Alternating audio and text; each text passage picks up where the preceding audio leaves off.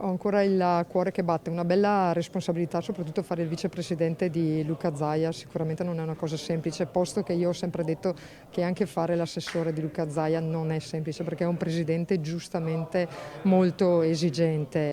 Elisa De Berti è la nuova vicepresidente della Regione Veneto. Veronese di Bovolone, avvocatessa con una lunga esperienza amministrativa nel Consiglio Comunale di Isola Rizza, di cui è stata sindaco dal 2009 al 2015, anno nel quale entra in Consiglio regionale ed è nominata assessore ai trasporti e alle infrastrutture.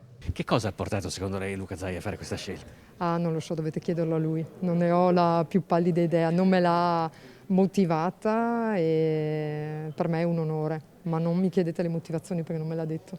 De Berti racconta che 5 anni fa, assegnandole la delega, Zaia le ha detto: "I trasporti in Veneto non funzionano, vedi di farli funzionare". Il nuovo piano regionale dei trasporti, che prevede un incremento del servizio, è stato approvato durante il suo primo mandato.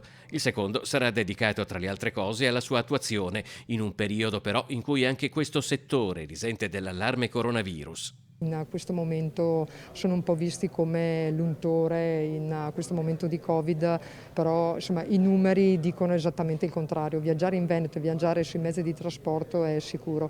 Per quanto riguarda le infrastrutture, la mia sfida, il mio chiodo fisso è quella dell'autostrada gestita dalla regione, autostrada pubblica gestita dalla regione. Per me è il progetto del futuro che potrebbe veramente fare la differenza in Veneto, attuando una forma di autonomia indiretta senza andare a toccare un euro di quelli che sono le risorse dello Stato, e su CAV possiamo fare veramente la differenza.